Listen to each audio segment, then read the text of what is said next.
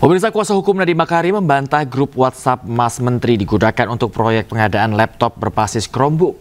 Namun hal ini bertolak belakang dengan Kejagung yang menyebut grup tersebut dibuat sebelum Nadiem menjadi menteri.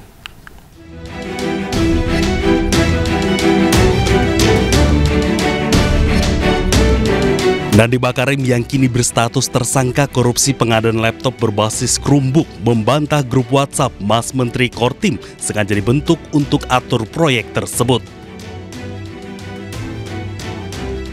Melalui kuasa hukum, Nadiem menjelaskan grup WhatsApp tersebut dibentuk untuk menjalankan program menteri sesuai instruksi Presiden Joko Widodo, bukan untuk memuluskan proyek pengadaan barang. Minta beliau untuk menjadi menteri pada waktu itu.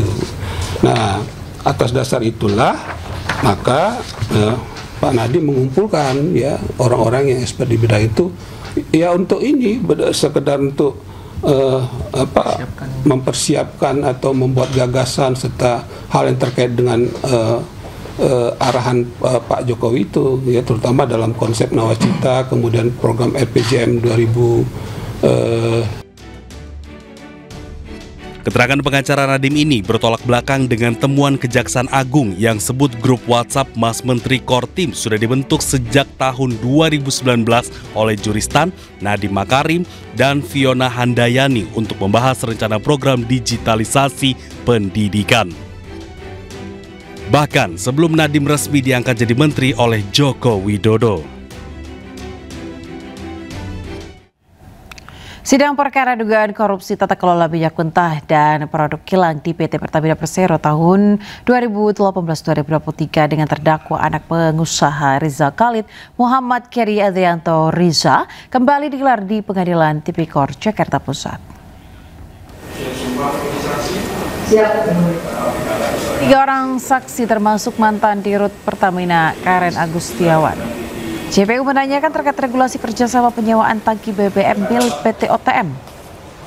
Di hadapan majelis hakim, Karen menjelaskan jika penyewaan tangki BBM milik PT Oil Tanking Merak atau OTM dilakukan untuk memenuhi kebutuhan peningkatan stok nasional. Pemerintah meminta Pertamina menambah stok nasional dari 18 hari menjadi 30 hari sehingga menimbulkan anggaran besar. Sementara itu, kuasa hukum terdakwa Muhammad Keri Adrianto Riza menegaskan tindakan tersebut merupakan bagian dari upaya memenuhi amanat Undang-Undang Migas dengan tujuan meningkatkan cadangan energi nasional. Sebelumnya, jaksa penuntut umum mendakwa Keri dan 2 terdakwa lainnya menyebabkan kerugian negara hingga 285,1 triliun rupiah. Tidak ada satupun saksi yang menyebut keterlibatan dan peran 3 orang terdakwa klien kami.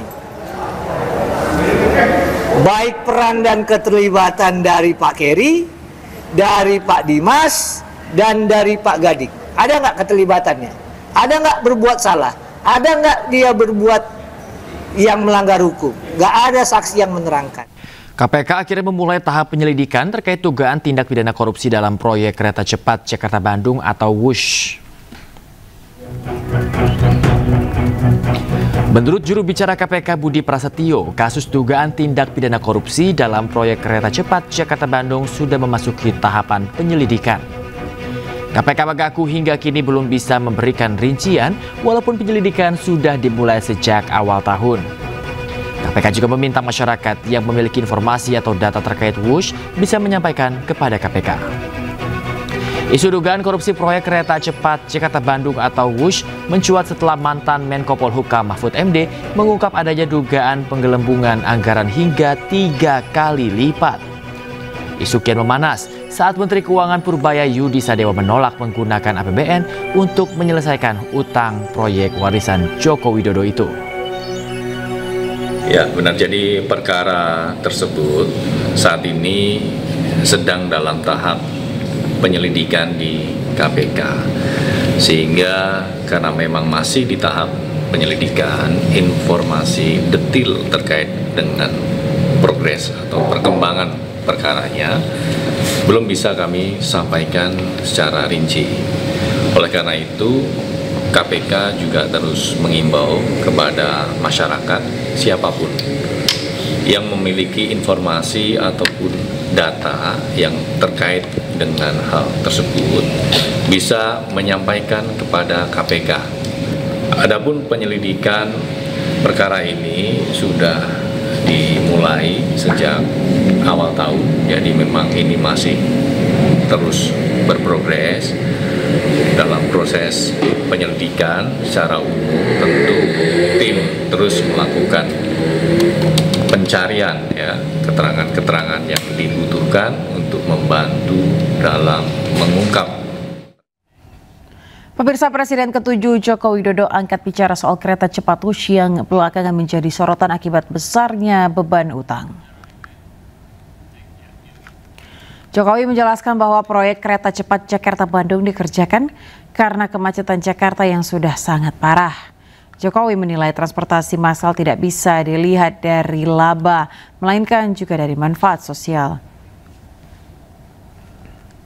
Jokowi menyebut utang kereta cepat Jakarta-Bandung bisa berkurang seiring berjalannya waktu dan peningkatan jumlah penumpang. Kalau penumpangnya sekarang per hari kan kayak bus itu sudah 19.000 dan sudah mencapai penumpang sampai 12 juta penumpang. Itu kalau setiap tahun naik orang berpindah, ya kerugiannya akan semakin mengecil. Ini kan baru tahun pertama. Saling lempar kewajiban bayar utang kereta cepat Jakarta-Bandung terjadi. Menteri Keuangan tetap enggan bayar utang PT KCIC menggunakan APBN.